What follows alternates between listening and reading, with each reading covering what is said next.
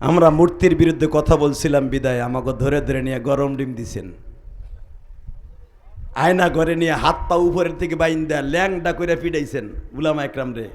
কোনো আলেম আয়না ঘরতে বাইরে মনের কষ্টের কথা বলেন। আমরা যখন বক্তার এক জায়গায় বসি তখন কাম দেয়ার আমার কাছে বলে, আপনাকে ওয়াজের মাঠে তারা বলে না যারা মাইর খেয়ে বাইরেছে, ঠ্যাং উপরের দিকে দিয়ে পুরা উলঙ্গ করে জাইঙ্গেটাও খুলে লাইছে, গামছা পরাইয়া আলেম গুলারে ল্যাংটা করে পিটাইছে।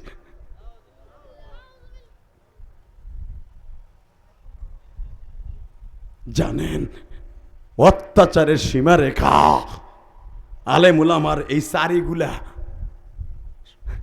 ওই ইন্ডিয়ান রয়েরা সারাশি দিয়ে টাইনে টাইনে উঠেছে। পরের দিন আবার ডাক্তারের কাছে লয়ে গেছে, এই সারি আবার একটু গজাইছে, 3 মাস পরে আবার টাইনে উঠেছে। আবার বলে দিছে যদি কোনোদিন বাইরে হস, ওরা তো ভাবে নাই যে 40-41 বছর আগে আমরা ক্ষমতা যাবে। ওরা যদি জানতো 2024 সাল 5 আগস্ট আমাকে যাবে গা, তাহলে এই শর্ত লাগাইতো না। কথা বলেন না কেন? আলেম ওলামা মূর্তির বিরুদ্ধে কথা বলছিল বিদায় তাদের বিরুদ্ধে এত হুলিয়া চালু করেছিলেন আপনি। হালাকি আজকে আপনার বাপের আপনি অসম্মানই করছেন, সম্মান রাখেন নাই। মূর্তিগুলো বানাইছেন, আমাদের কথা রাখেন নাই। এখন আপনার বাপের মাথার উপরে মুইত্যা বুঝালন আপনি মেয়ে হিসাবে কি করেছেন? কথা বলেন না কেন? এই মূর্তিগুলা যদি না বানাইতেন, সে একজন জাতীয় নেতা, তাকে রেসপেক্ট করি, সম্মান করি, কিন্তু মূর্তি বানাইয়া তাকে এমন জায়গায় নামাইছেন তার ঠ্যাঙের উপরে গালের মধ্যে দিয়ে পোলাপান মুতে।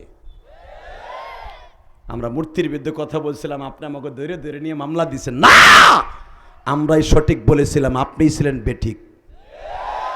এখন বালিশ মাথা দিয়ে চিন্তা করে দেখেন, কষ্ট হইতেছে? অজ্ঞামী তারপর ওয়াজ করুন। এই মুসলমানের পোলা, যারা আর একটা আলেমকে জেলখানায় ঢুকাবে, বাংলাদেশের কোরআনের পাখি এক যুগের উপরে দুকে দুকে মৃত্যুর যন্ত্রণা কষ্ট সহ্য করে 4 দেয়ালের নিচে, এইদিকে 4 ফিট এইদিকে 5 ফিট একটা রুমের মধ্যে, জানালা দরজাবিহীন রুমের মধ্যে দুকে দুকে দুকে 13টা বছর কারাবন্দী থাইকা তোমাদের হাতেই শাহাদাতের সুধা পান করেছে। মনে রাখবা, তোমার বাবা মরেছে 15ই আগস্ট, সে মরেছে 14ই আগস্ট। দুইজনের মৃত্যুর ভিতরে পার্থক্য হলো এইটা, সে মৃত্যুবরণ করার সাথে সাথে 14ই আগস্ট যতদিন পৃথিবীতে থাকবে, মানুষের চোখ দিয়ে অস্ত্র আস্তে আস্তে প্রবাহিত হতে থাকবে। কথা বলেন না কেন? এই কুরুন শহরে ওই জালিম ইউসুফ জুনওয়াসের বাড়ি ছিল। ঠিক এই কুরুন শহরে আশেকে মা, উম্মে আশেক, উম্মে রসুল, আশেকে রাসূল একজন জন্ম নিয়েছে। নাম তার ওয়াইস। নাম কি? জোরে বলেন, আরো জোরে, জোরে বে। এ নামটা প্রেম লাগায় লাও, কিয়ামতের মাঠে দেখতে পাইবা। ওয়াইজের ছাতির নিচে বইয়া রেলগাড়িতে জান্নাতে যাইতে পারবা। ওয়াইজ রে তুমি কি মনে করো মিয়া? নামটা খুব আদবের সহিত নাও। নাম কি? ওয়াইস। নাম কি? জোরে, ওয়াইস। হাসি থাকবে না, কান্না থাকবে। এখন মা, মা কি ওয়াইস? ও মা, তোর বয়স তো 100-র কাছাকাছি। মা, তুই তো 2 দিন পরে এমনি মরে যাবি। শুনছি মক্কায় বলে এমন একজন নেতার আবির্ভাব হয়েছে, সারা দুনিয়া তারা দিতে চায়, তারপরে সে দ্বীনে ইলাহির কথা বন্ধ করে না। সে খালি বলতেই থাকে তা'মুরুনা বিল মা'রুফ ওয়া তানহাউনা আনিল মুনকার ওয়া তু'মিনুনা বিল্লাহ কুলু লা ইলাহা ইল্লাল্লাহ তুফলিহুন মান ক্বালা লা ইলাহা ইল্লাল্লাহ ফাদাখালাল জান্নাহ। যে বলবে একবার লা ইলাহা ইল্লাল্লাহ, সে জান্নাতে যাবে। মা, আমি একটু লোকটা দেখে আসি না। সবাই তার বিরোধিতা করে, আমি একটু দেখেছি লোকটা আসলে কি ডাকাত, না আসলে সন্ত্রাসী, না আসলে কোনো জিএমবির খাতায় নাম দিয়েছি, দেখেছি। মা, মা কয় হন আমি অসুস্থ, আমার রেখে যাবি না। তাহলে আমি মা কষ্ট পাবো। ঠিক আছে, যাবো না, যা। বাজান 13 বছর পার হয়ে গেল, 22 বছরের ওয়াইজ যাইতে চায়, যাইতে দেয় না। 22 আর 13 কত হয়? হ্যাঁ, তাড়াতাড়ি বলবেন। 35 বছরের বয়স। হঠাৎ একদিন শুনতে পাইলেন বিশ্বনবী আমার মদিনায় চলে গেছে। মা, এটা দেখে আসি মা। না, যাইতে পারবি না মা। ও মা, তোর বয়স এখন 100 পার হয়ে গেছে মা। মা গো, তুই চলাফেরা করতে পারছ, 2 দিন আগে এমনি মরে যাবি মা, 2 দিন পরে। আমি একটু দেখেছি মা, একটু দেখেছি। শোনা মা, আমার কলিজার মা। না, তুই গেলে আমি মা কষ্ট পাবো, তোর জন্য জাহান্নাম অজীব হয়ে যাইব। গেলাম না, যা। হঠাৎ করে 3টা বছর পরে ওয়াইজের কানে খবর গেল, যেই মানুষটার লাগে আমি পাগল ছিলাম, ওই মানুষটার উহুদের মাঠে দাঁত ভেঙে দিছে। বেজেন্ডে ওয়াইজ যখন শুনছে বেলা 11টার সময় আমার নবীর দাঁত ভাঙা, কে জানু বলে যাচ্ছে, তোমরা যারা নতুন ধর্ম গ্রহণ করছো, তুমি নবী মুহাম্মদকে মেনে নিয়েছো, তোমরা যারা বলো লা ইলাহা ইল্লাল্লাহ মুহাম্মাদুর রাসূলুল্লাহ, তোমার ওই নেতার নাম লিয়ে কালেমা পড়লেই বলে গুনাহ মাফ হয়ে যায়, ফাদাখালাল জান্নাহ, তোমরা বলো তোমার নেতা যদি ভালোই হবে, তাহলে মদিনায় যাওয়ার পরে মানুষ তার মাইরা দাঁত ভাঙিয়ে দিছে। ওয়াইজ মার কাছে কেঁদে কেঁদে বলে, মারে মা, আমি আর কোনোদিন মদিনায় যাইতে চাহিব না রে মা।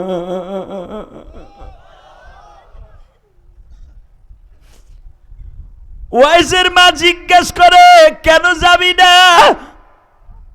মা, কেমনে যাবো গো মা, যার জন্য পাগল হয়ে যাব, যাইয়া যদি দেখি আমার নবীর 2টা দাঁত ভাঙ্গা ফেলাইছে। বাজান, আমি এই যে মাথায় চুল দেখতাছেন, এই চুলটা আমি মক্কার থেকে কেটে আসছি বাবা, এখনো পর্যন্ত বেলেট লাগাই না গো দাদা। গত মাসের 27 তারিখ আমি বাংলাদেশে আসছি, গত মাসের বাজান রে 13 তারিখ গেছি, 27 তারিখ আসছি। শুধু আপনাদের 2টা পাও ধরে বলে দিয়ে যাই, আমি যখন উহুদের মাঠে গেছি, আমার গাড়িতে বাবা 35 জন হাজী ছিল।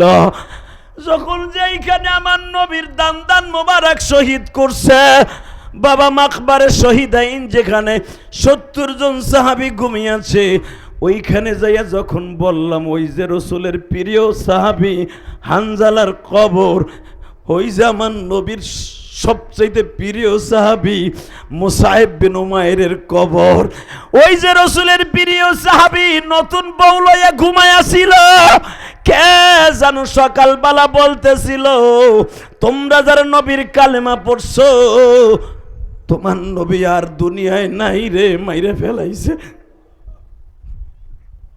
ওই যে সেই কবর, হানজালার কবর, ওই যে হামজার কবর, এই যে হানজালার কবর, ওই যে মুসাইব বিন উমাইরের কবর। উহুদের মাঠে মাত্র 3টা কবরের চিহ্ন দেখা যায় বাবা, বাকি 70 জনের মধ্যে আর কারো কবরের চিহ্ন নাই বাবা।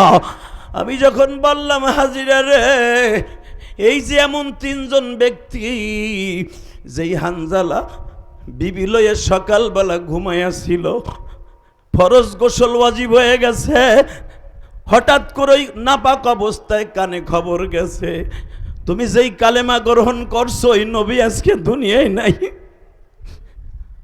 হানজালা বিবির কাছ থেকে লাফ দিয়ে উঠিয়া লুঙ্গিটা লইয়া কেবল গোসলখানায় যাইয়া বাবা পানিগুলা ঢালবে। ইন দি মিন টাইমে হানজালার মনে পড়ে গেল, আমার নবী নাই আর আমি গোসল লইয়া ব্যস্ত, এটা হতে পারে না। হানজালা অর্ধেক গোসল কমপ্লিট হয়েছে, হাদিসে আসছে, আর অর্ধেক এখনো করে নাই গো বাবা। ওই অবস্থায় দৌড়াইয়া যাইতাছে গো। হানজালা শহীদ হয়ে গেলেন। বেলা যখন 4:30 বাজে, আসরের নামাজের পরে নবী আসরে ইমামতি করতে যে অনেক কষ্ট হইল ওহুদের মাঠে। নবী আমার বললেন, দেখো তো কয়জন শহীদ হইছে। টোকাইয়া টোকাইয়া সব শহীদদেরকে এক জায়গায় করে স্তূপ দিচ্ছে। ইন দি মিন টাইমে একজন বলে, ইয়া রাসূলুল্লাহ, আমরা এই পর্যন্ত 69 জনের লাশ পাইছি। নবী বলে, তার মধ্যে আমার আপনজন কে আছে? হযরত আলী ফুফাই ফুফাই কান্দে আর কয়, নবী গো, আপনার আমার যে ঘাড়ো কইরা কাবা ঘরের ছাদে উঠাইতো আমাদের চাচা হামজা, সেও শহীদ হয়ে গেছে।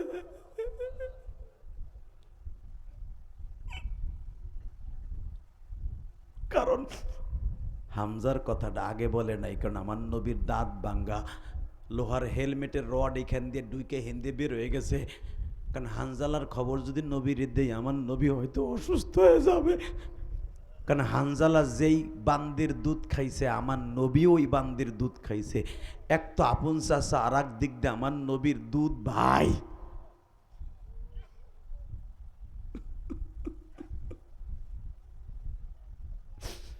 আমার নবী বলে, আলী রে, আমারে রুমা পাহাড় থেকে নামা, আমার চাচার লাশটা কই রাখছ? নবীজি, চাচার লাশ দেখলে আপনি আরো বেশি কষ্ট পাবেন। আমার নবী বলে, আলী রে, আমার চাইতে আর দুনিয়ায় কষ্টের মানুষ কে আছে? জীবনে কাউরে বাপ বলে ডাকি নাই রে আলী, তুই তো প্রাণ খুলে বাপ বলে ডাকছর। তোর মা ফাতেমা এখনো বেঁচে আছে, কারণ আলীর মার নামও ফাতেমা, বিবির নামও ফাতেমা। আলী, আমি জীবনে 6 বছর পর্যন্ত মা কইয়া ডাকছি রে আলী। তোর বাবা আবু তালেবের বাড়ি বড় হইছি, জীবনে কাউরে বাপ বলে ডাকি নাই। আলী রে, আমার চাইতে কি তুই বেশি ধৈর্যশীল? আলী, আমার চাচার কাছে একটু লইয়া চল। হে যুবক, এখন একটু কান্দিস রে ভাই। নবীর চাচার কথা শুনে যদি নবী কান্দে, তোর চোখে কেন পানি থাকবে না? এই কোরআনের জন্য হামজাকে প্রথম আঘাত করছে বাবা এই নরলির উপরে, এই মাথাটা ধরের থেকে আলাদা করে দিছে বাবা। পুরা বডিটারে সিরিয়া কলিজা গুলা ব্যাগ বইরা হিন্দা লইয়া গেছে গো। বাজান, আমার দিকে তাকাবার চিল্লাবাও। আমার নবী দেখে এই পায়ের আঙ্গুলগুলা কেটে ব্যাগ বইরে লয়ে গেছে, এমনকি পুরুষ লিঙ্গটাও কাইটে লয়ে গেছে, এই কান দুইটা লয়ে গেছে, চোখ দুইটা উড়াই লয়ে গেছে, এই গালের দাঁতগুলা বাবা পিটাইয়া পিটাইয়া ভাঙ্গা ঢুকাই দিয়ে গেছে বাবা। আমার নবী এই বুঝছ চেহারা দেখে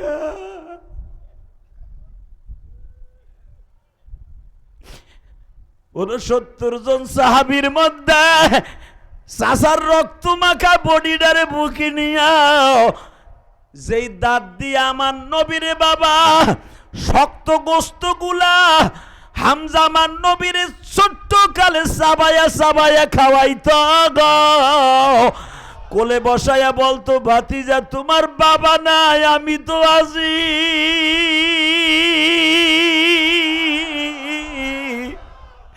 তোমার গায়ে যদি কেউ একটা আঘাত করে, হামজার গায়ে লাগতে হবে। ওহুদে আসার আগেই প্রতিশ্রুতি দিয়া হামজা ওহুদের মাঠে আসছিলেন বাবা। বুখারীতে কিতাবুল মাগাজিতে দেখো বাজান রে, দেখেন এক ফোঁটা পানি আসে কি না। নবীর ইশকে পড়িয়া যদি এক ফোঁটা পানি আসে, আমি গ্যারান্টি দিলাম এই কোরআন বুকে নিয়া আপনার কবরে যাইয়া কাঁদতে হবে না গো বাবা, কবরে যাইয়া কাঁদতে হবে না। যেই চোখ এখন কাঁদবে, বাকাত খশিয়াতিল্লাহ, আল্লাহর ভয় নবীর ভয়ে কাঁদবে, ওই চোখ দিয়ে কোনোদিন কবরে যাইয়া কাঁদতে হবে না, শুধু এখন চিল্লাবার কাঁদবা। আমার নবী বারবার বলে, চাচা গো, কেন তোমার ভাতিজারে রাইখে গেলা চাচা? ও চাচা, তুমি না উহুদের মাঠে আসার আগে বলছিলা ভাতিজা প্রথম তীরটা তোমার চাচার কলিজা ভেদ করে তোমার গায়ে লাগবে। চাচা তুমি দেখো তোমার ভাতিজার পিঠের মধ্যে দিয়ে এমন জোরে কোপ দিছে, তোমার ভাতিজার পিঠে কোপ লাগছে, তুমি কি দেখবা না গো চাচা? এইরকম বিনায়া বিনায়া কান্দে। নবীর সাহাবীরাও 70 জন শহীদ হইছে বাবা। এই 70 জন ছাড়া 700 সাহাবী নবী লইয়া উহুদের মাঠে গেছিলেন বাবা। সবাই কান্দে, 630 জন সাহাবী সবাই কান্দে। নবীর কান্না দেখে আর কেউ সহ্য করতে পারে না। নবীর চাচারে দাফন করার পরে এবার একটা আওয়াজ দিও আশেকে রাসূলেরা, চাচারে কবরে রাইখা আমার নবী বলে, সাহাবীরা আমার হাত দুইটারে সোজা কইরা দেখো, আমার একটু চাচার কবরের পাশে বসাইয়া দে। হামজারে বাবা, হামজারে কবরে শোয়াইয়া নবী মাথাটা ডলে আর বলে, চাচা গো এই 2 ঠোঁট দিয়া তোমার একটা চুমা দিয়ে গেলাম, আরামে ঘুমাও গো চাচা। ওয়ালা তাকুলু লিমান ইউকতালু ফি সাবিলিল্লাহি আমওয়াত بل أحياء ولكن لا تشعرون ولا تحسبن الذين قتلوا في سبيل الله أموات بل أحياء عند ربهم يرزقون হোসাসা আমি কবরে আপনার জান্নাতের খাবার দিয়ে ঘুম পড়ে গেলাম, কিয়ামত পর্যন্ত জান্নাতের খাবার কবরে খাইতে থাকেন গো চাচা। যুবক আমি তোর ফাউ ধরে ধরছি ভাই, এবার একটু চোখের পানি ফেলাই দেখতো তোর মাল লাইগা। আমার নবী মারে বাপরে পায় নাই তো, চাচাদের আদর পাইছিল, এই জন্য চাচার লেগে বিনাই বিনাই কান্দে। হঠাৎ করে হামজার লাশ দাফন করার সাথে সাথে একজন মহিলা আউলা ক্যাশ পাগলের মতো, তখন এই খন্দকের যুদ্ধের 1 বছর পরে পর্দার আয়াত নাযিল হয়েছে, উহুদের যুদ্ধের সময় পর্দার আয়াত নাযিল হয় নাই। মহিলা পুরুষকে দেখা জায়েজ, পুরুষ মহিলাকে দেখা জায়েজ, কারণ তখন পর্দার শরীয়ত ছিল না। আউলা ক্যাশে পাগলের মতো দৌড়ে আইছে, উন্নাটা মাথায় দিয়া, নবী গো তুমি কে মা? আপনার প্রিয় সাহাবী হানজালার বিবি। ও মা তোদের বিয়ে তো আমি 1 সপ্তাহকে পরাই দিয়ে আসছি, আমি তো হানজালারে আনি নাই বোর হকের জন্য। কি হয়েছে মা? নবী হানজালা আইছে আপনি জানেন না। কোন সময় আইছে মা? কোন সময় আইছে ওইটা আমি জানি না, কোন সময় অংশগ্রহণ করছে তাও জানি না। হুজুর আমি দেখতেছি 630 জন, 700 জন আপনি লয়ে আইছেন, ওহুদে 1000 লয়ে রওনা দিছিলেন, 300 জন আব্দুল্লাহ ইবনে উবাই ইবনে সুলুল ওই বেঈমান বাগাই লয়ে গেছে, আপনি 700 জন লয়ে আইছেন। শুনছি 70 জন মারা গেছে, 630 জন আছে। নবী গো আমার জানা মতে আমার স্বামীরে খুঁজলাম পাই না, শহীদদের মধ্যে খুঁজলাম পাই না, তবে আমার স্বামী শহীদ হয়েছে আমার বিশ্বাস। মা কই আমার হানজালা? নবী আমার স্বামী নাপাক, পরে গোসল ছাড়া কবর দিয়ে না, আমার স্বামীর ফরজ গোসল হয়েছে। আপনার হানজালা আপনার শহীদের কথা শুনিয়া কতিলা মুহাম্মদ কে যেন ডাল হাতে করে কথাগুলা বলতে বলতে মদিনার অলিতে গলিতে দৌড়াইতেছিল। আমার স্বামী আমার খেতার মধ্যে থেকে বের হইয়া গোসলখানায় গেছিল, কিন্তু গোসল করে নাই। কেন করে নাই? কে যেন বলে, কার জন্য গোসল করবি? তোর নবী বলে মদিনায় নাই। আমার নবী বলে, আমারে ভালোবাসা যদি হানজালা নতুন বিবিরে রাইখা গোসলের কথা ভুলিয়া যায়, আমি হানজালারে বলবো না আমার হানজালারে গোসল দে। হযরত আলী, তালহা ইবনে জুবাইর, আব্দুল্লাহ ইবনে রাওহা বড় বড় প্রবীণ সাহাবীদেরকে বলে, আমার হানজালা কই গো? যখন খোঁজাখুঁজি করে সবাই তো অসুস্থ। আমার নবী যখন দেখে সাহাবীদের খুঁজতে বলে, আমার আল্লাহ বলে, জিবরাইল রে আমার সাহাবীদেরকে তালাশ করতে নিষেধ কর। 850 ফুট উঁচা পাহাড়ের উপরে তাকাই দেখতে বল, আমার হানজালারে 70,000 ফেরেশতা দিয়া মশারি টানাইয়া আমি জান্নাতের পানি দিয়া গোসল দিতাছি, গোসল দিতাছি, গোসল দিতাছি, গোসল দিতাছি, গোসল দিতাছি, গোসল দিতাছি। গোসল দিতাছি, তাকাইতে ক ৭,৫০০ ফিট উঁচা ওহুদের পাহাড়। উপরের দিক নবী তাকায় দেখে হাজার হাজার ফেরেশতা বেষ্টন করে হানজালারে গোসল দেয়।